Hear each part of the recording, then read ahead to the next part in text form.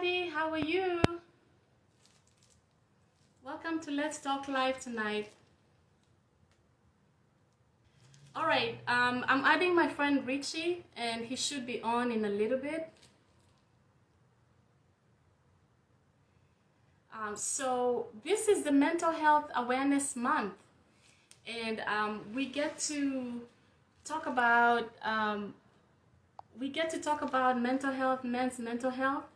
So please send me all the good vibes as I try to get this to work to get Richie on, because I have him on Zoom, but we couldn't even get Zoom to connect properly with Facebook.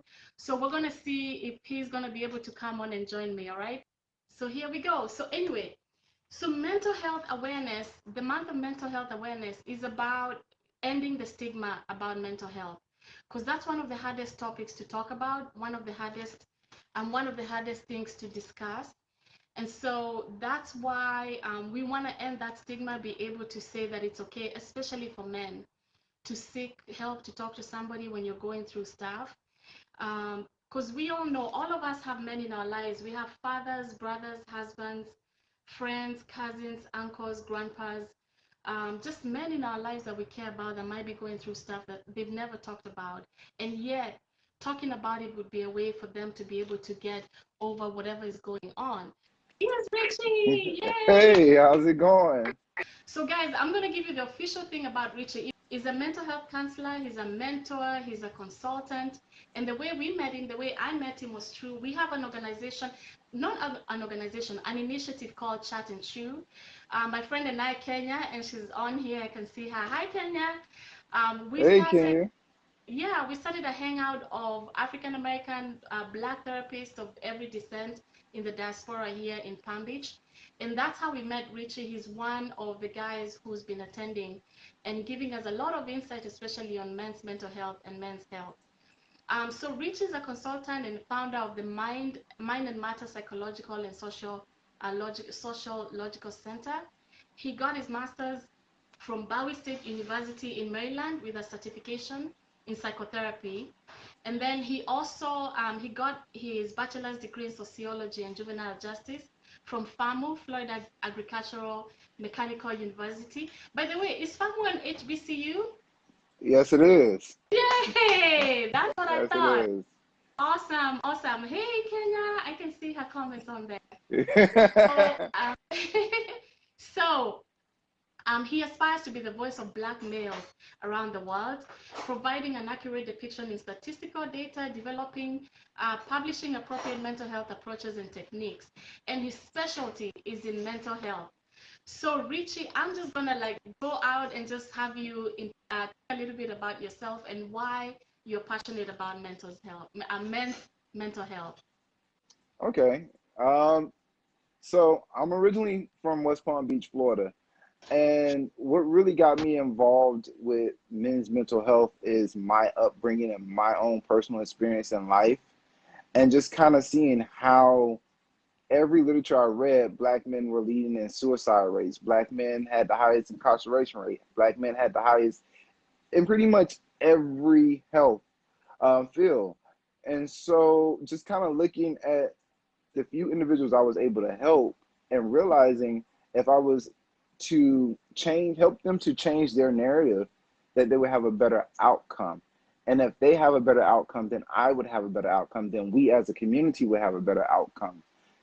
But so that's my driving force to want to restore crowns, as I call it, on kings. Help them find their voice, help them find their passion, help them find their way. Oftentimes, especially when I was growing up, our crowns are broken at a very early age when we're told we have a learning disability, when we're told what we can and can't do, or when we look at statistics, every time we see images of us on TV, we're Mm-hmm. doing something that displays toxic cultural norms Yeah, versus being in a respectable place or being a voice for a nation or even for our community. And so I wanted to be a part of rewriting that narrative for our community as a whole. yeah. Wow. What a noble cause. And as Kenya and the group that has been sharing with you, It's you're a very rare person in terms of what you do. I know that we've had a couple of therapists join us who are Black men. We also have in our the larger group that gets together, because there's a group called Mix and Mingle for all therapists in Palm Beach County, any therapist, any practitioner, and any mental health advocate.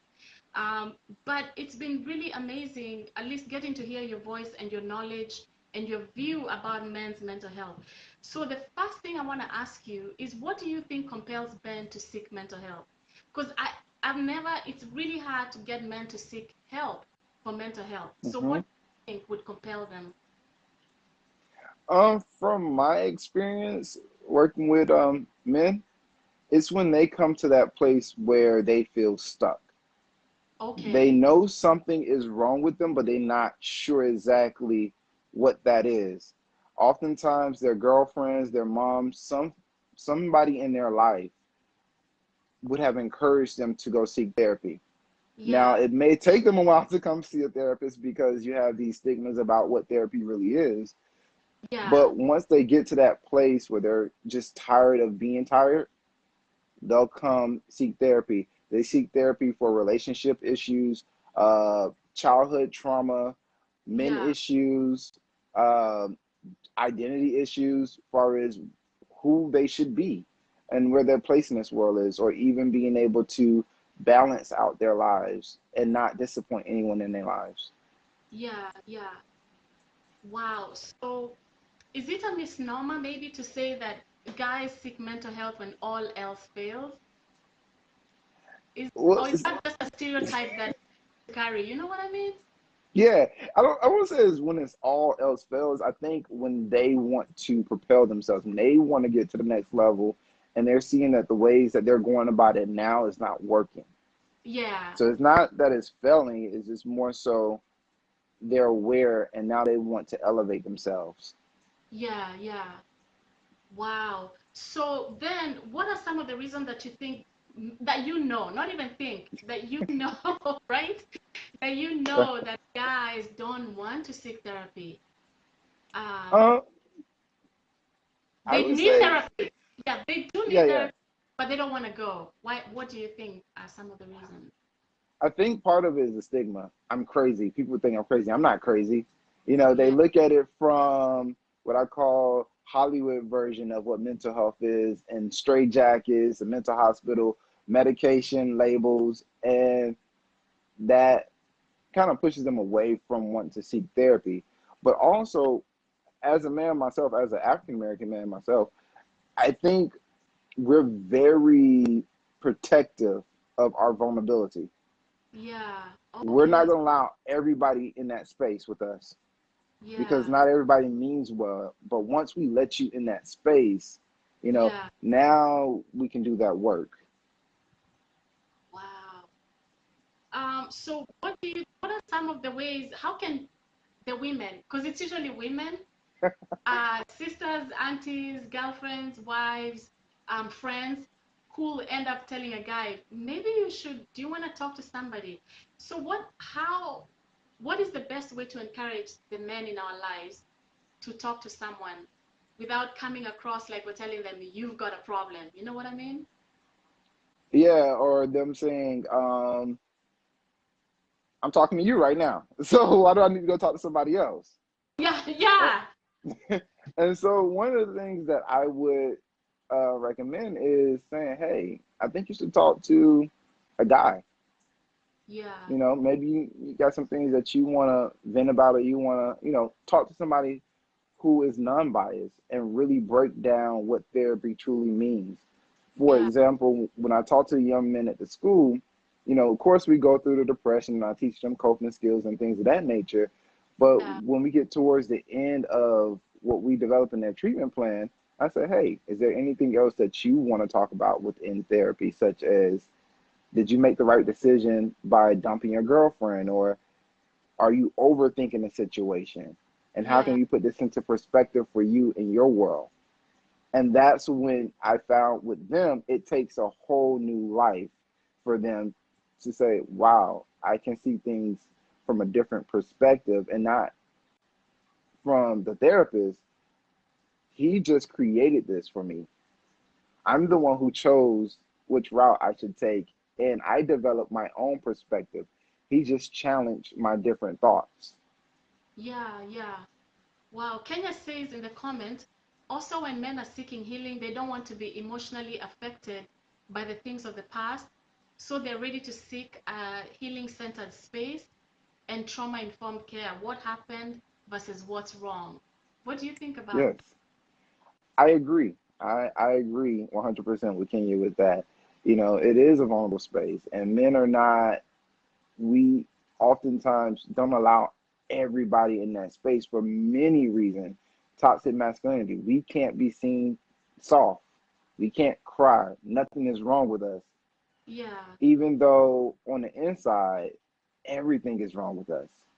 We don't realize that we're losing these relationships because of we weren't taught how to socialize growing up, or our self-esteem was challenged growing up, by our parents and people around us within our community. And so we don't feel like there's anything wrong with us yeah, on the outside, or we don't want it to portray that it's anything wrong with us.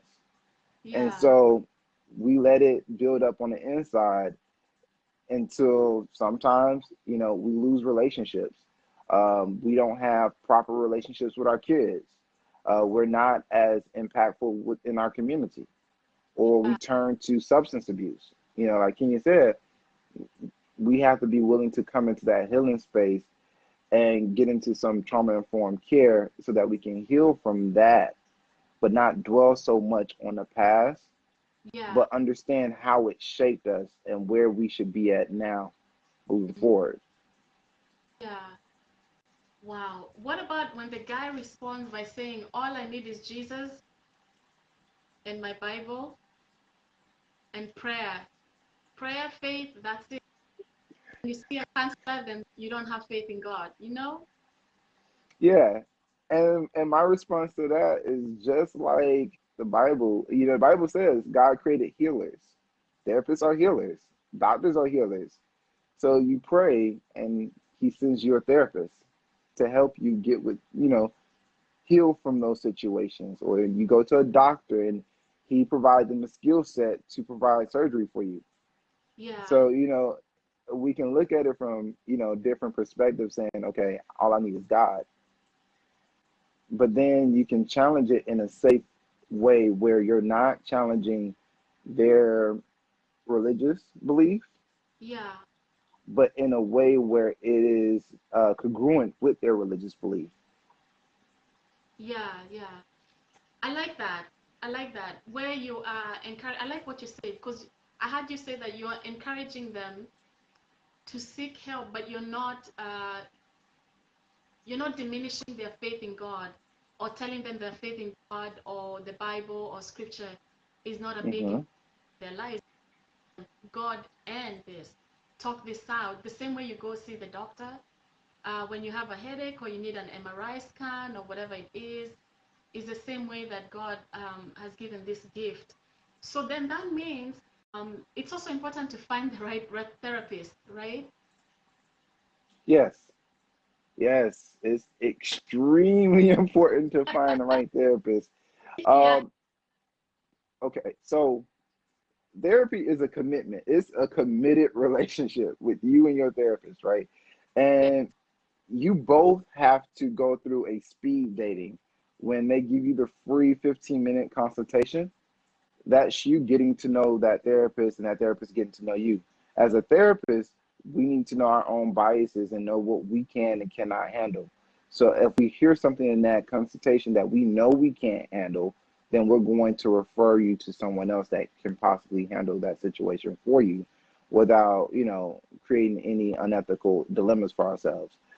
For you, the person that's seeking therapy, you need to ask the questions like, have you worked with the counselor, or have you worked with a client like me before, an African American male?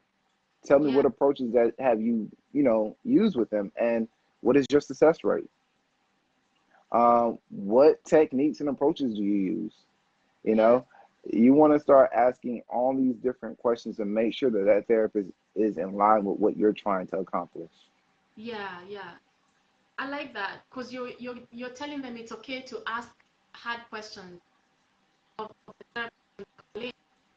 Now, I different people prefer different kinds of therapists. So, Hmm. do you have a preference? Do you recommend that should? Because I've seen men for therapy, but it depends. There are men who I actually will. You might be more comfortable speaking to male therapist.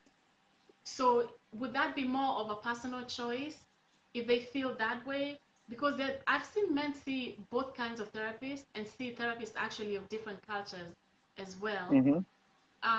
So do you think that that plays any role in maybe a man seeking to decide, or rather deciding whether to seek therapy or not? If they're worried if they're going to have a guy or a lady or someone of their own culture, do you think that plays any role at all? It does. I feel like you have to find a therapist that fit you for where you're at in your life in that moment.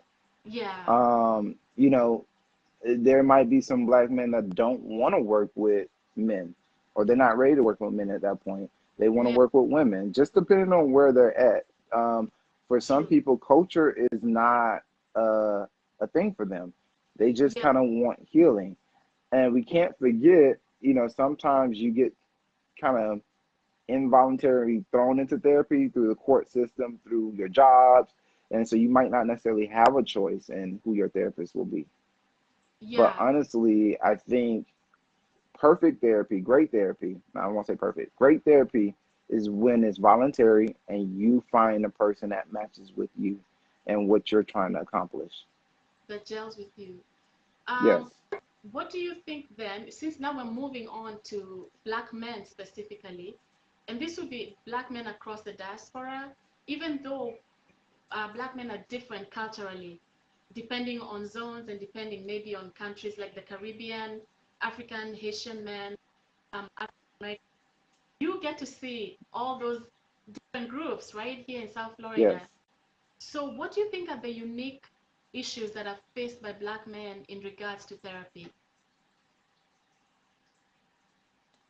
Um, I would say two things that really stand out the most to me is anxiety and depression. Wow. Those That, are the two that stands out the most yeah, amongst all the groups. You know, you'll be surprised when you start hearing some of these guys talk about self-esteem issues and can't look you in the eye during a session, and how they truly view themselves. You know, most people won't get to see that side of them, but when you see them in the community, you have no clue that this person is dealing with so much deep stuff that have them in a dark place. On the yeah, other end, you have a lot of people that's dealing with anxiety, fear of changing, fear of doing something different. They know what they need to do, but for yeah, whatever odd reason, they don't take that step yeah. to create that change for themselves. But you So, can see that it manifests itself in like the use of marijuana, which helps calm them down.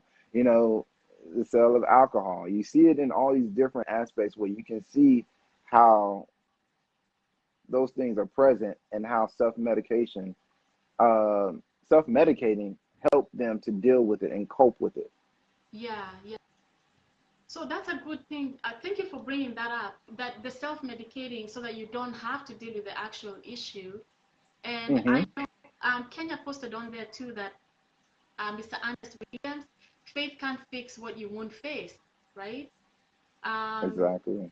Also, in the mental health field, we always say that a depression is like the cold of when you go see a doctor for a cold, it's so common. So that depression is the Hmm. cold in the mental health field. That's one of the issues that are not, I don't want to say easy to treat, but most common to treat and be able to act a good outcome. So you and I and some of our therapist friends watching will meet a lot of people who are on medication, antidepressant, Hmm. anti-anxiety meds, um, but they're not doing any talk therapy. They're not working through how to get beyond just the medication makes them feel better, but then they don't have the tools to be able to sustain that feeling better. So then how would you encourage a guy who's like, well, my doctor gave me this med, so I'm going to be good. Once I'm good, I'm good. But we know that really talk therapy and meds is the best way for people who are in clinical deep depression, right? So then Right. how do you convince this guy it's not just the meds? It would be really helpful for them to talk with somebody and get tools on how to think, act depression. Well, from my experience, most psychiatrists will encourage anybody that's going through depression to seek counseling, to go through talk therapy, Mm-hmm. because they know that it's, you know, go hand in hand. Most antidepressants have the warning that this may cause suicidal ideology Yeah, or may send you into this space. And yeah, that's why it's so important to combine both medication and talk therapy so yeah, that you're getting the healing that you need. Medication, honestly, as far as depression and anxiety, is a band-aid to help you start doing the work to heal on your own because yeah, those thoughts are still there. Medication is just allowing you to bypass it for now, but most of that medication is not good for you to be on long term, and they never were intended for you to be on for the rest of your life. yeah, true, true. Um, so maybe some of the, um, and I love the way you've talked about tying what a doctor says, what a psychiatrist says, what the medication itself says, because we don't read labels anymore, right? Right. Nobody reads labels. Half the time, I'll have clients come in and I have to walk them through the medication portion to tell me what meds they're taking, because then we have to go through what are the side effects. Because some don't Yeah. realize the side effect. Some of the medications, regular meds, your side effects are depression and suicidal thoughts and maybe gain weight, mood disorders, and gaining medications. So I like the fact that you've kind of dropped that in there. Read your labels, right? Right. Um, read your labels, talk to your doctor because of interactions. And also, what is a resource where you can send guys to? Because there are guys listening and people who are going to watch this afterwards, and the wives and girlfriends and sisters and aunties and cousins who love them. And guys are like, where can we send them for help? Where do you think, what's one of the resources that you know at the top of your head, even locally or nationally?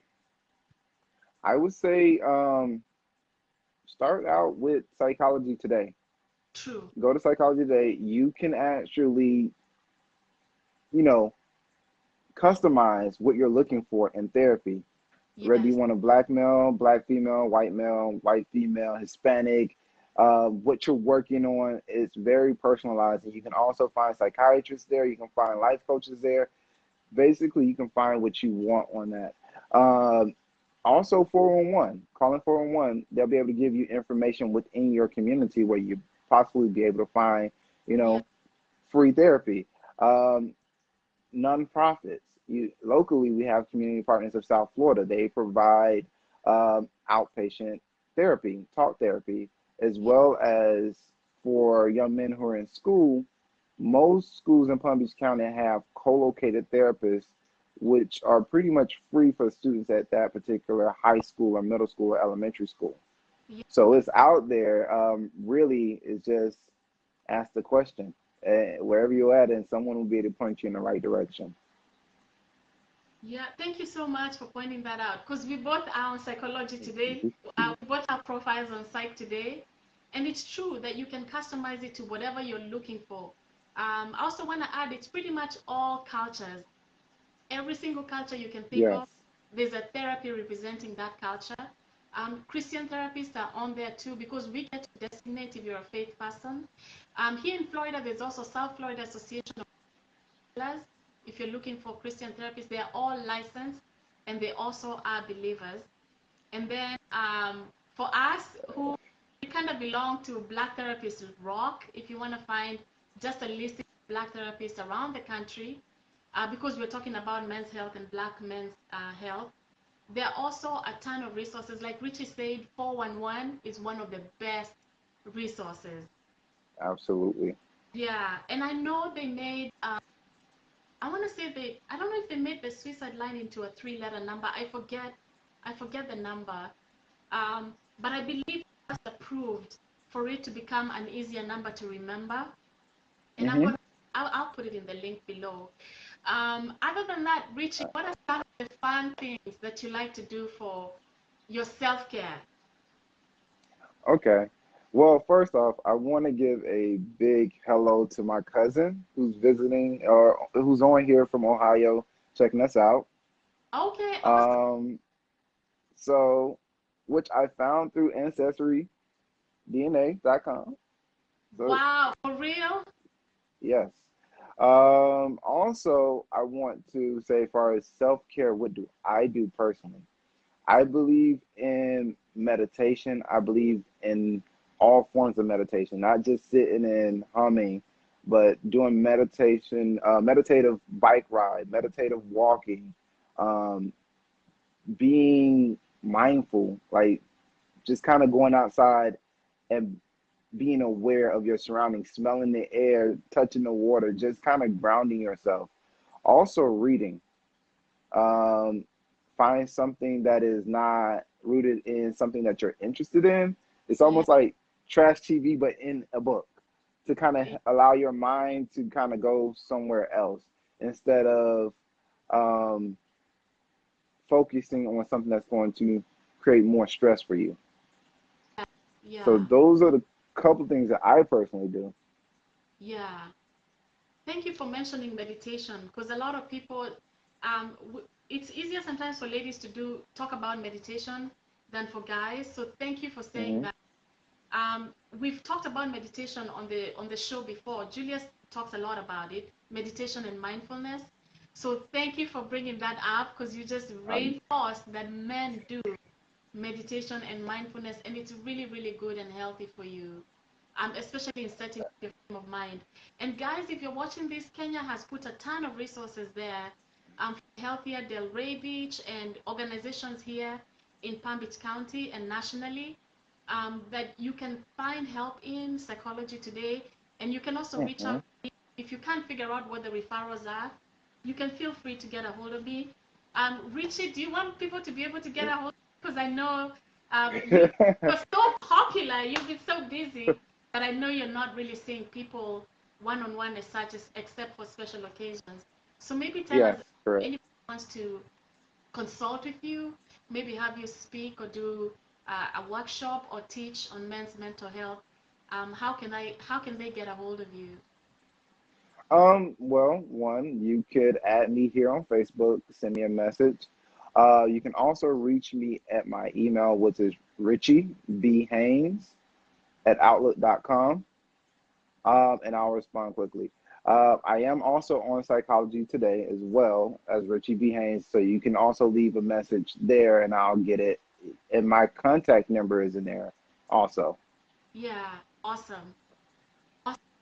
Thank you so much for being so patient and Oh, hanging out. no, no problem, no problem at all. Yeah, Thank you for having me. I forgot to say that in the beginning, but thank you for definitely having me. I think that this is a very one is an area that I'm so passionate about. yeah, So I've seen the faces of mental health in Black men, well, men, minority men as a whole, yeah, and when you see that it something has to be done. When you see high school boys who are just severely depressed, suffering from anxiety, when you see grown men who, you know, can't stop drinking or their family has left them, you see all these different things, um, and figuring out how to help them or providing a resource for them. And one of the things that I've noticed during this, not to go over the time, but one thing I noticed by working with Black men or minority males, and Julia, you said this a little earlier. You didn't say exactly this, but it's the same thing. Cultural competency is huge when you're dealing with when you're working with a counselor. yeah, Make sure that counselor is culturally competent, not because they know you as African American, Haitian American, Jamaican American, whatever Mhm. you are, but that they're aware of everything that makes you you. Like I incorporated, Christianity because that particular client, Christianity is important to him. Yes. So I'm competent enough to incorporate that within his sessions without offending him, Yeah. Yeah. or asking more questions, kind of learning more about the culture during the session when the session is really meant for healing and progressing. Yes. Yeah. The culture is not about. Yeah. It's yeah. You want the therapist to know where you are and not you having to educate them about your culture and your background, because then that's actually taking up the therapeutic time, right? Absolutely. Or, for example, we know that some cultures, especially in the Caribbean culture, um, they have their rules. They have their norms that are a lot more stricter, even in the African culture, that are a lot more stricter than the American culture. Yes. Um, there are certain things that are not tolerated. Mm-hmm. That doesn't give that therapist the permission to condemn that practice. Saying, well, you're in America now. It's the therapist's job to work within that content. There may be some toxic norms within that content, but the therapist is not to dismantle that whole structure for you. Yeah, it's to meet you where you are. And first and Yes, foremost, what the first thing we're all taught, do no harm. yes, Yep. do absolutely no harm. And Yeah. a part of doing no harm is knowing for the therapist when to back away from a situation, when you're no longer feel like you can provide those services. And I Yeah. think with the do no harm, and as we were just talking about, that is where a lot of black males get washed out of therapy Yeah. because they get easily triggered during that process. That once you trigger them, that's it. They're done. They're not going to come back to you. They're not going to talk to you. They're probably not going to open up to anyone else. Yeah. Yeah.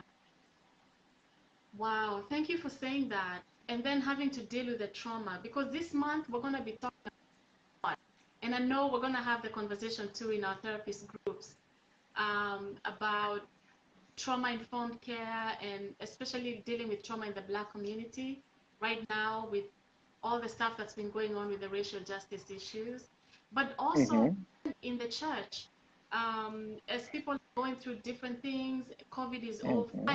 COVID is not really over. It's kind of still going on, but that whole transitioning back, to church life, no church life, regular life, just the whole process of just transitioning back to regular life and what that means for our own mental health as people, not just as therapists, but as people. Richard, thank you so much. Yes. I Thank you for kept having me again. Wait, but Julie, can I do one more thing? I'm so Yes, sorry. I'm so glad. It's Please go ahead. hold on, give me a second. Let me grab it. Okay. So I want to share this book. This is a really great book. You hear it a lot on the radio. Different people talked about this book and how it helps them as Yeah. far as understanding mental health within the Black community. So if you haven't checked this book out, definitely get this book. It's a lot of useful information in this book. Also want to reach out to those who are considering their mental health journeys. Your as far as talk therapy, it starts with talking to someone that you're close with, a friend, Mhm. a spouse, someone in church, someone that you feel comfortable with talking to. I call it a mental wellness accountability partner. You Yeah. know, they check on you when they don't hear from you after a while to make sure that you're okay. Because when we get into those dark places or when we're dealing with so much and our mind is basically in fritz mode, we don't think to reach out to someone else. We try to figure it out on our own as men or and as people as a whole. We try to figure out our stuff on our own. And oftentimes when we do that, we get too deep in it where we can't see our way out of it. So I say, find someone that can be your mental wellness accountability partner. That's the starting place of your mental health walk. Definitely develop a self-care routine as well. Yeah. Um, if you had therapy in the past and you kind of met all your goals, I would say consider getting a life coach or do some tune-ups. Make sure that things are working for yourself, and also get involved in some group therapy, some different groups that may be talking about things that you're still struggling with here or there. But whatever you do, make sure that you're continuously focusing on your mental health. Without your mental health, you don't have your physical health. Without Yeah. your physical health, you don't have life. True. This is true. Thank you, Richie. I don't mind you sharing that. In fact, I'd like you to, when we're done, just go in and type the name of the book, Hmm. on so that people will see what the title of the book was, as a Okay. reference. Yeah. Thank you so much. And I look Thank you, forward Julie, to for having, having me. yeah, thank you. I look forward to having another conversation with you about this. So for us guys, anybody who's watching, please encourage the men in your lives, the men that you love, you respect, you admire, you think about. Please encourage them to seek if they need to talk to somebody. And there are resources out there. I have some resources I can point them to. Uh, Several great resources, including therapy, paid therapy, if you need therapy covered by your insurance. If you're looking for free therapy, community resources, all those, we have access to all that information. I have access to all that information. I did put my website in the chat, so earlyfamilyyears.org. There, Richie put it up, the Unapologetic Guide to Black Mental Health, by Dr. Rita. Also, I want to highlight Cats and Conversation, Barbershop Talk for Men. I've been doing that for 2 years now, since 2018. Lisa Macmillan and her husband, Bo, they have a barbershop in Del Rey, Uppercuts, and they've been doing barbershop conversations for, this is the third year now, because guys love talking in the barbershop. Richie, thank Thank you, Julia. you again online. Thank you, my All friend. right. See you later. Take care. Bye, Bye everybody, bye. for hanging out. This was Let's Talk Live with Julia, Sanna, and have a wonderful week. Mental Health Awareness Month. Take care of your mind. Take care of your heart. Take care of your soul. God loves you. You Yes. must forget that.